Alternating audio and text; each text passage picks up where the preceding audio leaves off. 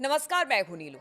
तो देखिए, जैसा कि कल मैंने आपको बोला था कि जो व्हाइट हाउस से जो बयान सामने आए उसमें यही कहा गया सेना और उनके प्रमुखों की तरफ से कि हम पूरी तरह से तैयार हैं ईरान पर हमले को लेकर। बस ट्रंप की हरी झंडी का इंतजार, यानी राष्ट्रपति ट्रंप की हरी झंडी का इंतजार है। इस बीच लगातार जो अमेरिका के विमान हैं, जंगी पोत हैं, वो लगातार जो ईरान के आसपास के इलाके वहां पर बढ़ाती चली जा रही है अमेरिका। और बताया जा रहा है कि इस वक्त करीब करीब 40,000 सैनिक अमेरिका के आसपास के क्षेत्रों में ईरान के देखने को मिले हैं। 250 से ज्यादा लड़ाकू विमान हैं या जंगी पोत हैं, वो ईरान की तरफ आगे बढ़ रहे हैं। डिप्लॉयमेंट्स लगातार वहां पर हो रहे हैं। लेकिन इसी बीच कल जो एक खबर आई भूकंप के झटके की, बताया गया कि क्या ये भूकंप का झटका परमाणु विस्फोट है। क्या ईरान ने परमाणु विस्फोट कर लिया? देखिए, ये बात हमेशा उठती है जब भी इस तरह के भूकंप के झटके ईरान में महसूस होते हैं, तो ये कहा जाता है कि देखिए वहां पर जो न्यूक्लियर साइट है, वहां के आसपास जो झटके महसूस होते हैं, उससे यही कयास लगाते हैं कि परमाणु विस्फोट ईरान ने कर लिया है, यानी परमाणु परीक्षण ईरान ने कर लिया है।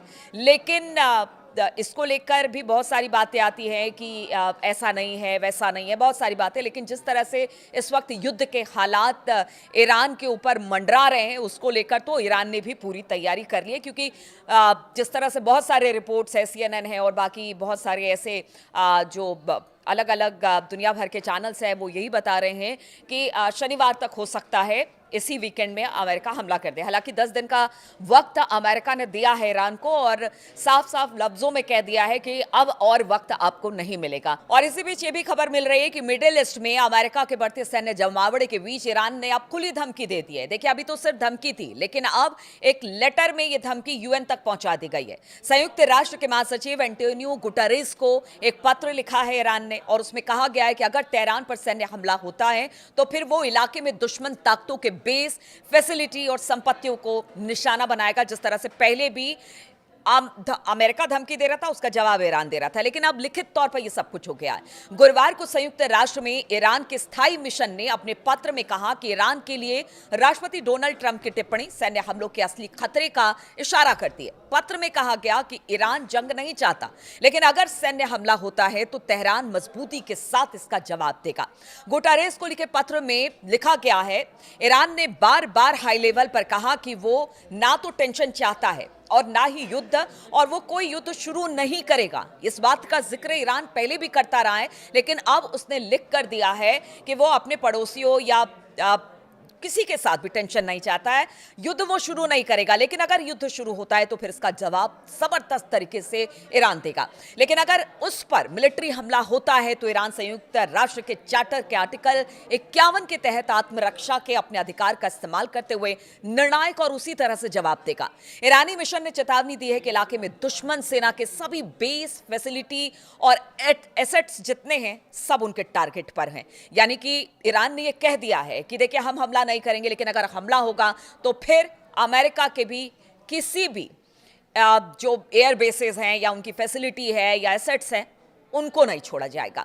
ईरान की चेतावनी अमेरिकी राष्ट्रपति डोनाल्ड ट्रंप की धमकी के बाद आई है, जिसमें उन्होंने कहा कि ईरान को अगले 10 दिनों में वॉशिंगटन के साथ बातचीत में एक काम की डील करनी होगी। देखिए, यहां पर भी वो बार बार धमकी दे रहे हैं, वरना बुरी चीजें होंगी। ट्रंप ने मिडिल ईस्ट में बड़ा जंगी बेड़ा तैनात कर दिया है, जिसमें aircraft carrier, worship, fighter jet, दूसरे मिलिट्री हार्डवेयर भी शामिल है। बताया जा रहा है कि एयर में ही आप वहां से ही फ्यूल भर सकते हैं ताकि उनको नीचे ना उड़ाया जाए। कई कई घंटे आप आसमान से ही स्ट्राइक कर सकते हैं।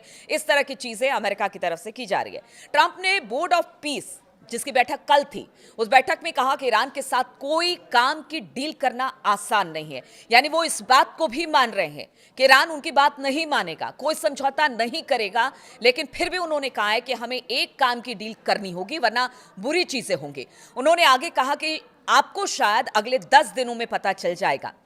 ईरान के यूएन मिशन के पत्र में डोनाल्ड ट्रंप के 18 फरवरी को दी गई सोशल मीडिया पोस्ट का खास जिक्र किया गया है। इसे ईरान के खिलाफ ताकत के इस्तेमाल की साफ धमकी बताया गया है। और ट्रंप ने पोस्ट में डिएगो गार्सिया और ब्रिटेन के RAF फेयर फोर्ड बेस के संभावित इस्तेमाल की बात की है। और कहा जा रहा है कि इस बार जो ईरान से हमला होगा, वो कहा जा रहा है कि जो पहला हमला होगा वो डिएगो गार्सिया से ही होगा। लेकिन ब्रिटेन ने अब इस पर क्या क्या वो भी आपको बताएंगे, लेकिन अभी शुरुआती तौर पर जो बातें सामने आ रही है, ब्रिटेन के आरएफ फेयरफोर्ड बेस के संभावित इस्तेमाल की बात कही गई थी। ईरान ने अपील की है कि संयुक्त राष्ट्र सुरक्षा परिषद और सेक्रेटरी जनरल यानी कि गुटेरेस को उन्होंने कहा है कि आपको इसमें इंटरवीन करना होगा इससे पहले कि बहुत देर हो जाए। चेतावनी के बावजूद ईरान ने डिप्लोमेसी के प्रति अपनी प्रतिबद्धता को लगातार दोहराया है और कहा कि वो अमेरिका के साथ न्यूक्लियर बातचीत में रचनात्मक तरीके से गंभीरता और अच्छी नीयत के साथ चर्चा में शामिल होगा और वो लगातार डिप्लोमेसी के जरिए इस पूरे मामले को हल करना चाहता है। लेकिन उन्होंने कहा कि यूएन सेक्रेटरी को और बाकी लोगों को भी उन्होंने यही कहा कि देखिए अगर आप इसमें अगर किसी तरह से इंटरवेन नहीं करते हैं तो फिर जो ये खतरा है वो बहुत ही दिक्कत भरा हो सकता है पूरी दुनिया के लिए। ईरान पर हमले को लेकर अमेरिका को इसी बीच अब बड़ा झटका लगा। जिस तरह से मैंने आपको बताया था कि ब्रिटेन के एयरबेसेस का इस्तेमाल अमेरिका करने की बात कह रहा है, लेकिन अब द टाइम्स की रिपोर्ट के अनुसार यूनाइटेड किंगडम ने अमेरिका को ईरान के खिलाफ संभावित हमले के लिए ब्रिटिश मिलिट्री बेस के इस्तेमाल की इजाजत देने से मना कर दिया है। ऐसा एक अखबार का दावा है। इस फैसले से अमेरिका और यूनाइटेड किंगडम में तनाव बढ़ गया है। वहीं अमेरिकी राष्ट्रपति डोनाल्ड ट्रंप ने इसके लिए यूनाइटेड किंगडम की आलोचना भी की है, क्योंकि देखिए इस वक्त रमजान का महीना चल रहा है और ट्रंप नहीं चाहते कि जो अरब देश हैं उनके मिलिट्री बेसिस का इस्तेमाल किया जाए। और पहले भी बहुत सारे देश ऐसे हैं कि जिन्होंने अपने मिलिट्री बेसिस का इस्तेमाल करने से अमेरिका को देने से मना कर दिया है। अब ऐसे में आप देखिए कि अमेरिका अब दूसरी स्ट्रेटजी के साथ काम कर रहा है, वो चाहे यूके हो या फिर जर्मनी हो, इधर स्पेन, इटली, बताया जा रहा है कि जो बाकी और कंट्रीज हैं वहां पर अब उनके एयर बेसिस का इस्तेमाल करेगा ईरान को घेरने के लिए।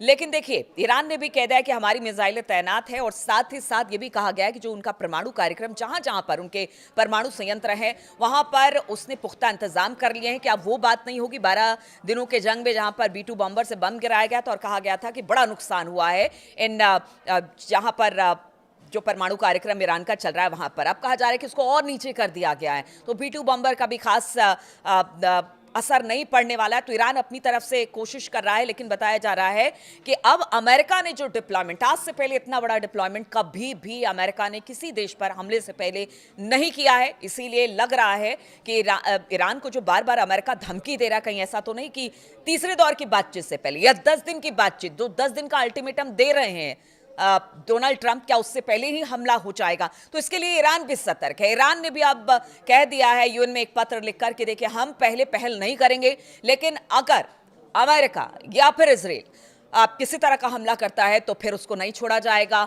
हर उन ठिकानों पर जवाबी कार्रवाई की जाएगी जहां पर लगता है कि अमेरिका या इजराइल का दखल हो। और यहां तक उसने कह दिया है कि देखिए जो एक्सपर्ट बताते हैं कि अगर अरब देशों के मुल्कों से भी वहां के एयरबेसेस का इस्तेमाल होता है तो फिर वहां उस जगह को भी ईरान टारगेट करेगा। लेकिन अमेरिका ने अपनी स्ट्रेटेजी तैयार कर ली है, ईरान को भी अपनी स्ट्रेटेजी तैयार उसने भी कर लिया है। और कहा यह जा रहा है एक्सपर्ट के अनुसार कि देखिए अगर हमला होता है अमेरिका की तरफ से तो सबसे पहला निशाना अगर ईरान का कहीं पर बनाएगा तो वो होगा अब्राहम लिंकन। दूसरा निशाना वो इजराइल को बनाएगा और यहीं से कोशिश की जाएगी कि ज़्यादा से ज़्यादा डैमेज चाहे वो इजराइल हो या फिर अमेरिका हो उसको किया जाए। अब देखना होगा, देखिए युद्ध कोई भी नहीं चाहता है, इसीलिए ट्रंप भी रुके हुए हैं। ट्रंप को पता है कि अगर युद्ध होता है तो फिर इसके बड़े दुष्परिणाम होंगे, इसलिए अभी भी वो अल्टीमेटम पर अल्टीमेटम दिए जा रहे हैं। लेकिन ईरान जो है वो मानने को तैयार नहीं है। अब स्थिति क्या है, कैसे आगे बढ़ती है, 10 दिन के मोहलत से पहले ही क्या अमेरिका ईरान पर हमला कर देगा, ये लगातार इस पर हमारी नजर बनी रहेगी और किस तरह के अपडेट्स इस पूरे मामले को लेकर आते रहते हैं वो भी हम अपडेट्स आप तक पहुंचाते रहेंगे। फिलहाल बहुत बहुत शुक्रिया हमारे साथ जुड़ने के लिए।